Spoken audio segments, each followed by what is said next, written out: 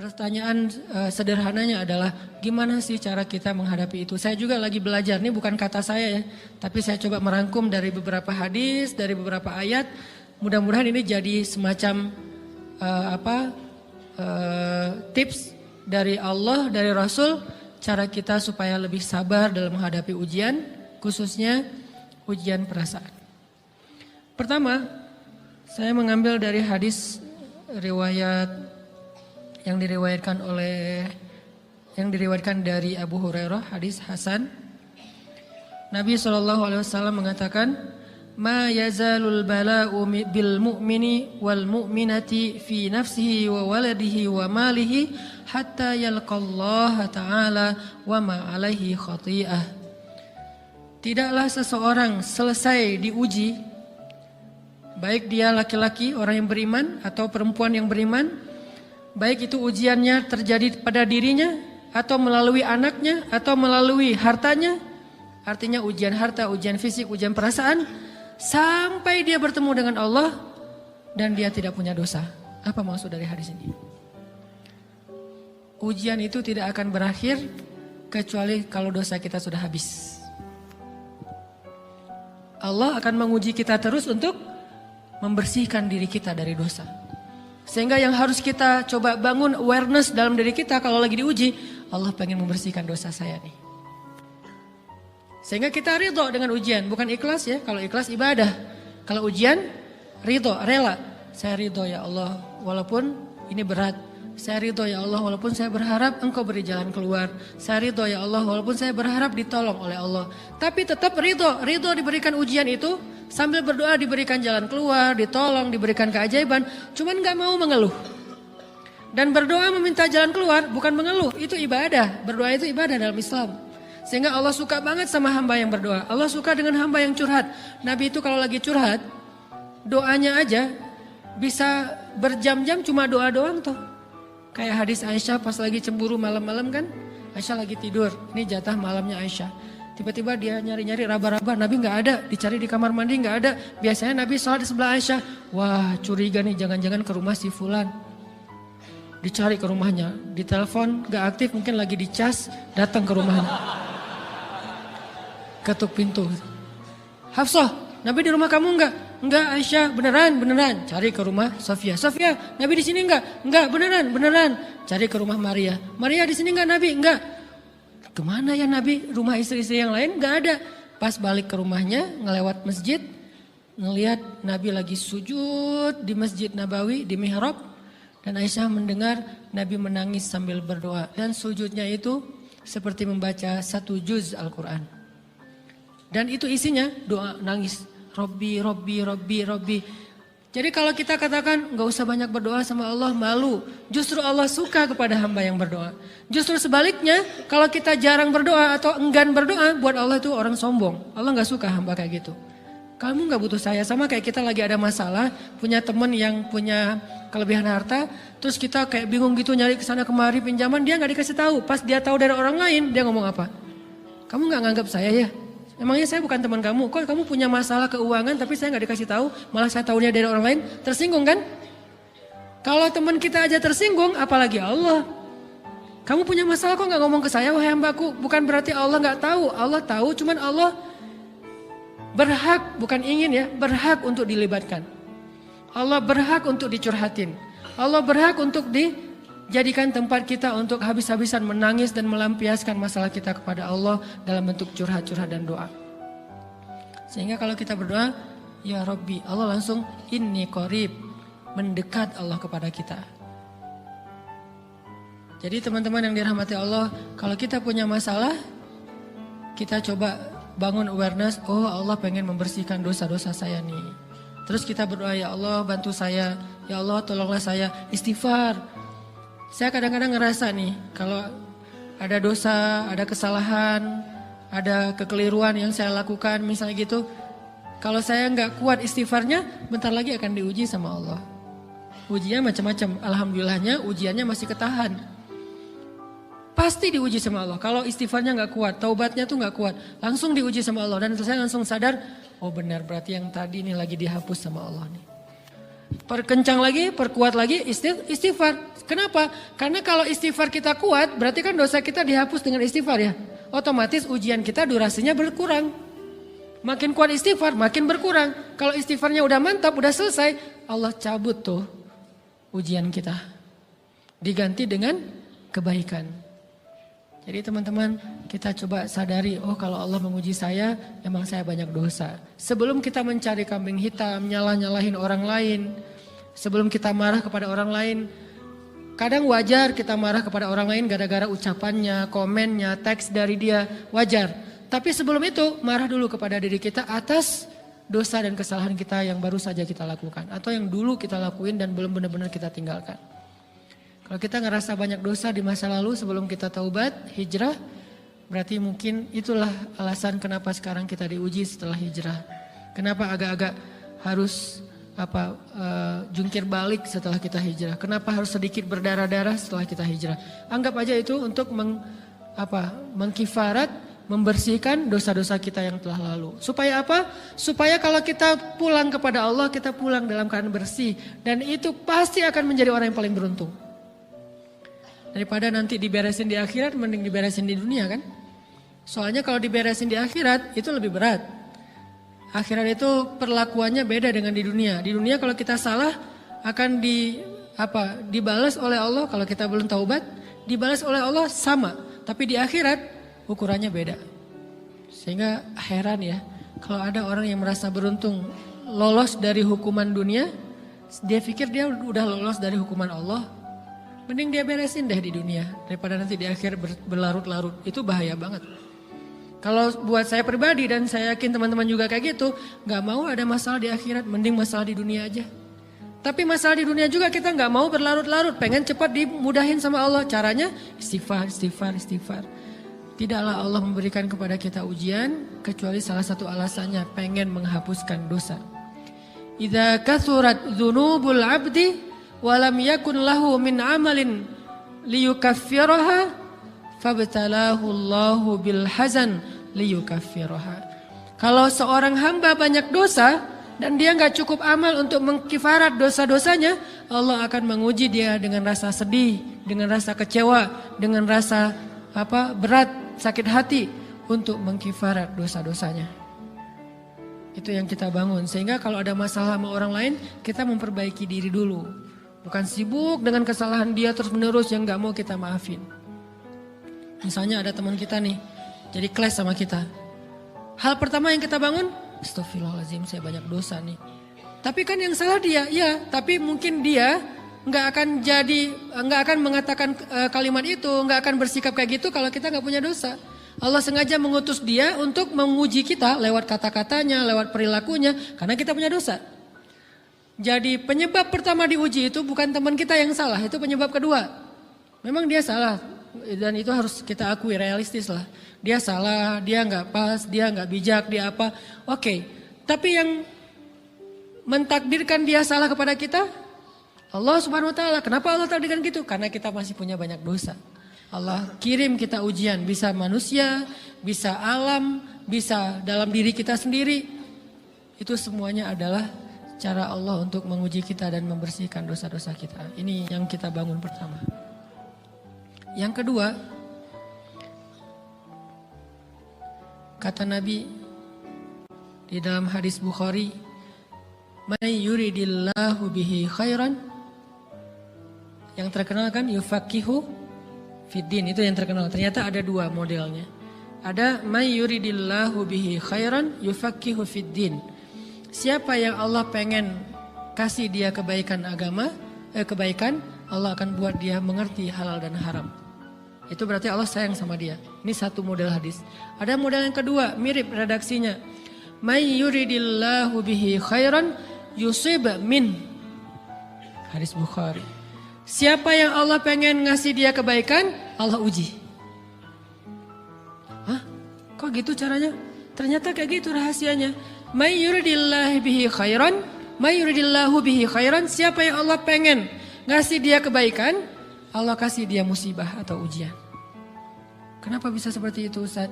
Fa inna ma'al usri yusra, Inna ma'al usri yusra. Seolah-olah Allah bilang di dalam ayat itu, kalau kalian mau dapat kemudahan, biasanya lewatnya kesusahan dulu. Kalau kalian pengen dapat keberuntungan, biasanya dapatnya kerugian dulu. Tapi keberuntungan dan kerugiannya pasti gak sebanding. Keberuntungannya jauh lebih besar daripada kerugiannya. Kerugian itu kayak modal doang, DP. Jadi kalau kita mau dapat kejutan dari Allah, Allah kasih kita DP. DP-nya apa? Ujian. DP-nya musibah. DP-nya rasa gak nyaman. Itu DP tuh. DP terhadap apa? DP dari Allah terhadap hadiah-hadiah besar yang Allah pengen ngasih ke kita setelahnya. Cuman banyak orang yang menolak DP ini. Sama kayak kita misalnya. Kalau kita mau ngasih dia hadiah, kita kasih dia kayak kejutan dulu. Dia lagi ulang tahun nih, disiram air dulu. Setelah itu dikasih hadiah-hadiah yang mahal. Rela gak disiram air demi hadiah? Rela, udah siramin lagi aja. Kalau setelahnya ada hadiah. Yang kita gak rela, kalau setelah disiram, disuruh bersih-bersih sendiri dan gak dikasih apa-apa, kan gak rela tuh. Berarti ini bab iman. Yakin gak kalau Allah tetap ngasih hadiah? Kan sabar dan iman itu ternyata tahu aman, kembar. Kalau kita yakin Allah ngasih hadiah setelah ngasih kita DP ujian, ya kita akan sabar. Gak apa-apa deh, bentar lagi mau dikasih hadiah, digini-giniin juga gak masalah. Dibully, diapain sama Allah, biarin aja. Ya Allah saya sabar, kan bentar lagi mau dikasih hadiah nih. Ini masalah yakin. Tapi kalau kita gak yakin, apa sih maunya Allah gitu kan? Begitu kalimat ini keluar, maka yang muncul setelahnya adalah mengeluh, berputus asa, dan gak akan sabar menghadapi ujian. Ujian, kata Nabi, may yuridillahu bihi khairan, siapa yang Allah pengen kasih hadiah, siapa yang Allah pengen kasih kejutan, siapa yang Allah pengen kasih pertolongan, siapa yang Allah pengen kasih kebaikan, yusib min, Allah akan uji dia dulu. Ini sunnatullah. Sehingga kalau kita lagi diuji, yang kita lihat jangan ujiannya, apa setelah itu. Gimana ngelihatnya Ustaz gak kelihatan? Dengan mata hati. Istafti qalbak, tanya kepada hatimu, kelihatan gak? Dengan mata hati. Gimana ngelihat dengan mata hati? Dengan iman, saya percaya Allah pasti ngasih kebaikan setelah ini. Orang Allah sendiri yang ngomong, gak ada satu huruf pun di Al-Quran yang salah. Apalagi satu ayat, apalagi dua ayat. Fa inna ma'al usri yusra. Ditegesin lagi, inna ma'al usri yusra. Tapi usr dulu, baru yusr. Dikasih kesusahan sedikit, dikasih kemudahan yang banyak. Dikasih kesusahan sedikit, dikasih kemudahan yang banyak. Ini yang kita coba bangun tajdidul iman. Bangun memperbaharui yakin. Sehingga ketika kita diuji, sedih, wajar. Mengaduh sedikit bukan mengeluh ya. Kalau mengeluh kan nyalahin Allah. Kalau ngaduh, yang namanya orang dicubit kan itu ngaduh. Tapi kalau apa sih maunya Allah? Nah itu ngeluh. Antara mengadu dengan mengeluh berbeda. Mengaduh itu manusiawi. Sedih itu manusiawi. Air mata bahkan bukan hanya manusiawi, itu rahmat dari Allah. Orang yang gak bisa menangis itu yang bahaya. Kalau kita masih bisa menangis, berarti kita masih peka hatinya. Bukankah anak kecil paling sering menangis? Berarti hatinya peka. Siapa lagi selain anak kecil yang paling sering menangis? Cewek. Cowok itu emang gak punya perasaan, makanya jarang nangis. Cewek dikit-dikit nangis. Jangan bilang, cemen banget sih nangis apa, cengeng apa. Enggak, karena dia perasaannya lebih peka dari kita. Itulah kenapa Allah menitipkan bayi kepada perempuan. Kalau dititipin ke laki-laki hancur.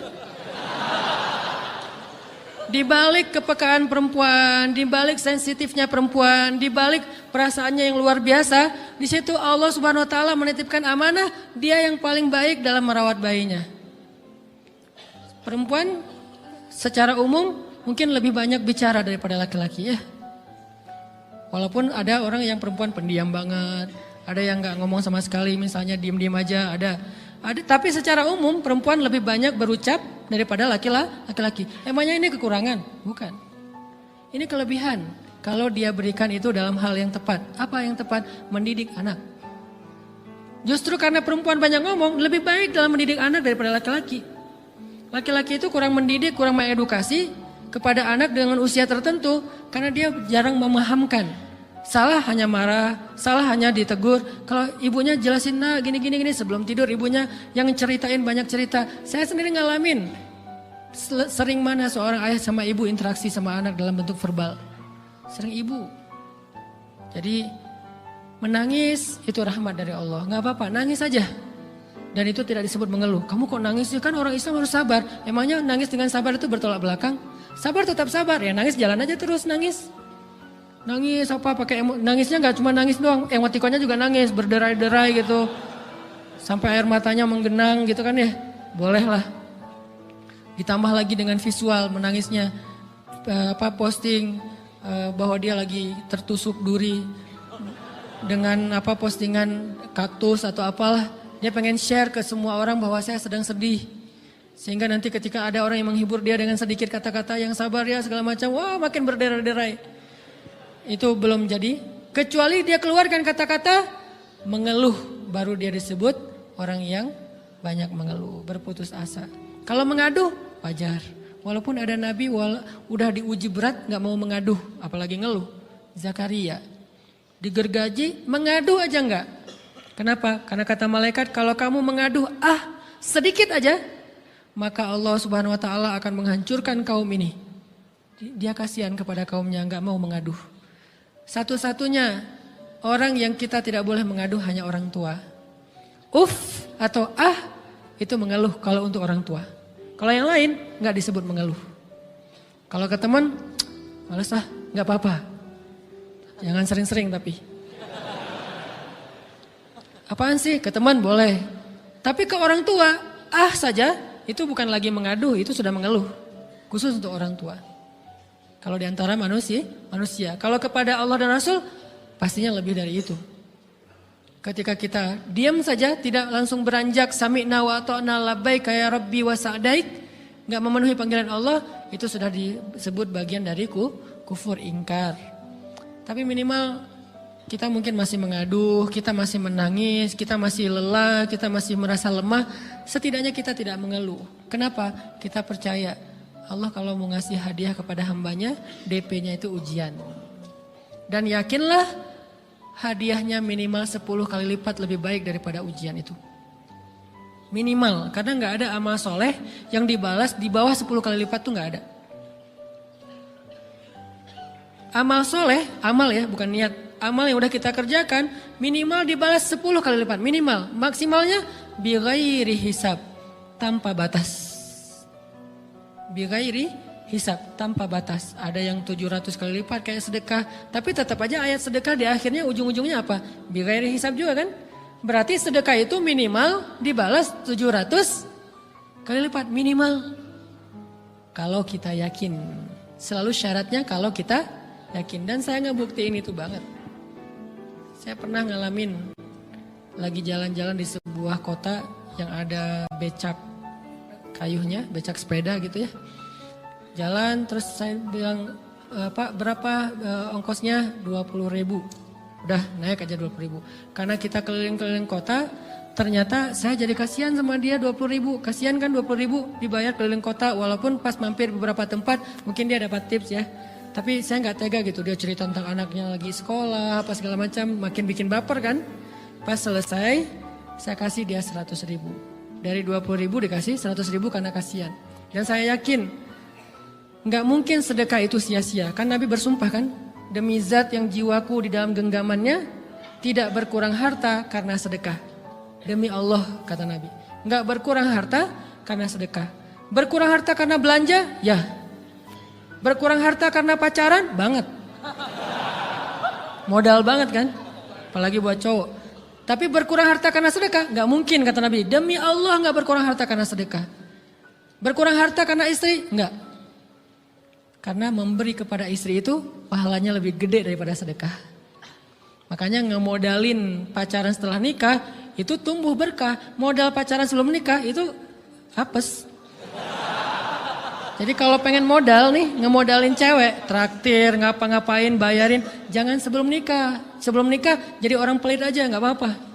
Tapi setelah nikah, jor-joran ngasih, apalagi yang, bayarin semuanya. Kenapa? Pahalanya lebih gede daripada sedekah.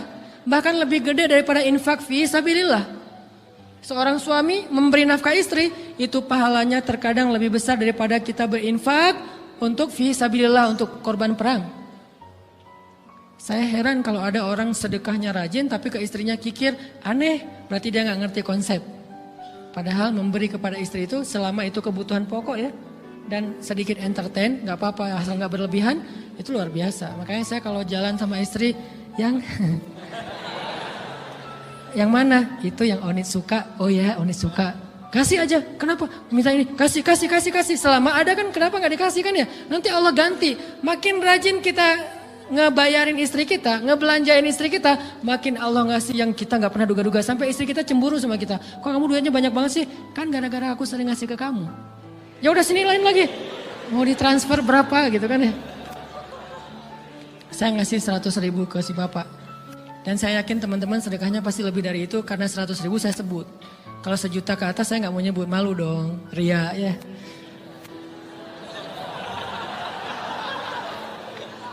Sebenarnya nggak pernah sih. 100.000 deh, karena kan kecil, saya kasih 100.000. Ternyata begitu saya kasih 100.000 dia doa. Nah ini nih pentingnya sedekah ke orang yang membutuhkan tapi nggak minta-minta, dia tulus. Dia langsung doa, ya Allah Pak mudah-mudahan rezekinya lancar, berkah, bertambah dan segala macam bahagia keluarganya. Doa-doa ini semuanya dikabulkan dalam hitungan hari. Pertama bertambah bahagia rumah tangganya, dapat kecupan dari istri. Dia nganggap suami saya cowok banget sih. Mulai satu nih. 2, demi Allah selang 15 jam kalau nggak salah karena waktu itu malam, besok paginya ada orang yang ngejar-ngejar saya pengen ngasih hadiah. Ustadz saya pengen ketemu Ustadz. Maaf saya nggak bisa ketemu sekarang lagi rush, lagi tight schedule gitu-gitulah sok-sok gaya nggak jelas gitu ya. Terus Ustadz saya pengen banget ketemu, dia nggak ngomong pengen ketemu apa. Kalau dia bilang mau ngasih duit kan langsung saya prioritaskan kan ya. Berhubung dia nggak ngomong ya udahlah saya sok-sok jual mahal gitu. Tapi yang namanya rezeki kan gimana kita tolak dia datang kan. Saya nolak. Pokoknya sebentar aja 5 menit gak akan ganggu waktu Ustadz. Ya udah besok pagi ya pas breakfast gitu. Pakai gaya-gaya dikit breakfast. Pas breakfast, oh ya siap Ustadz. Jam berapa? Jam 8. Udah janjian jam 8. Mungkin orangnya nih dengar live streaming. Pak jazakumullah khair jaza. Makasih banyak mudah-mudahan Allah tambahkan rezekinya. Terus beliau besok mau flight ke luar kota jam 8. Akhirnya ngubungin lagi malamnya. Pak Ustadz maaf gak bisa ketemu besok. Karena saya jam 8 itu jadwal terbang. Oh ya udah nggak apa-apa. Seneng dong saya nggak jadi ketemu kan. Tahu gitu kan nyesel saya tuh. Seneng. Besok pagi jam 6 Pak Ustadz. Alhamdulillah ternyata penerbangan saya di delay ke jam 11. Allah delay penerbangannya demi ngasih rezeki buat saya. Kan luar biasa kan. Nah, ini hikmah kepedean saya, kegeeran kepada Allah gitu. Di delay demi saya. Kan kadang-kadang GR ya di depan Allah ya. Robbi akroman kan gitu ayatnya. Allah memuliakan saya dengan istighfar tetap. Akhirnya saya bisa ketemu Ustaz. Saya nggak baca WA-nya. Terlambat baca, baru baca jam 8. Dia udah mulai agak putus asa. Kayaknya udah gak mungkin ketemu nih. Jam 8 pas saya baca, ternyata orangnya nggak di delay. Ya udah saya balas, ya udah sekarang saya tunggu ya jam 9 maaf cuma sebentar. Nggak apa-apa Ustaz 5 menit. Datang dia. Datang ngasih apa coba? Ngasih duit 200 juta. Demi Allah. Cuman berselang beberapa jam, saya tolak-tolak. Tahu gitu Pak, datang malam ini aja.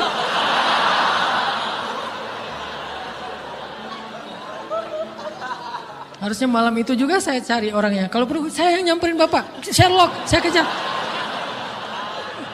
Manusia gitu banget ya. Tapi Masya Allah di situ saya jadi tahu, oh doa orang itu lebih akurat, lebih mantap, lebih diijabah daripada doa saya. Mungkin bukan karena sedekah, tapi karena doa setelah sedekah, ya Allah dan segala macam dimudahkan sama Allah. Itu luar biasa loh. Saya nggak percaya, saya pikir main-main. Orang nih iseng kayaknya pengen ketemu doang, pengen selfie. Ternyata pas saya cek, ditransfer, di capture, Ustadz udah ditransfer. Saya, jangan-jangan nih jebakan Batman gitu ya. Nyari-nyari sana segala macam. Alhamdulillah ternyata emang niat baiknya pengen, alhamdulillah saya terkesan, saya dapat hidayah lewat Ustaz segala macam. Sekarang saya pengen membalas jasa Ustaz walaupun kecil 200 juta. Untung saya nggak kaget dan kemudian pingsan. Pak 200 juta stroke kan ya bahaya, lebih mahal dari 200 juta. Ini keajaiban ya teman-teman. Jadi kita tuh, saya kan sering bilang keajaiban itu terjadi tergantung tingkat iman. Bukan saya udah soleh banget enggak. Saya belajar terus untuk yakin deh sama Allah. Modal kita tuh kan gini sebetulnya kan. Duit kita tuh banyak loh teman-teman. Cuman gak disimpan di bank, gak disimpan di saku. Disimpannya di sisi Allah. Bedanya apa sih? Kenapa kita kalau disimpan di bank tenang? Saya lagi punya duit banyak dari 100 juta. Di mana? Di bank. Aman. Kenapa kalau disimpan di saku aman, tenang? Kenapa kalau disimpan Allah nggak tenang? Kenapa kalau disimpan di Allah kita bilang nggak punya duit? Ini kan nggak fair sama Allah. Nggak punya duit nih. Siapa bilang nggak punya duit? Kan ada Allah. Tinggal minta sama Allah. Tapi nggak ada wujudnya. Tapi kan ada janjinya. Bukankah janji Allah lebih kuat daripada wujud? Bukankah iman harusnya lebih mantap daripada sesuatu yang konkret yang kita lihat? Ada duitnya di sisi Allah. Kenapa nggak dikasih? Karena kita belum butuh. Kalau kita yakin duit kita itu ada di Allah, tapi dikasihnya pas kita butuh. Begitu butuh ya Allah, langsung dikasih sama Allah. Itu banget benar-benar terjadi dalam kehidupan kita. Pasti kayak gitu. Tingkat tergantung kita yakin apa enggak.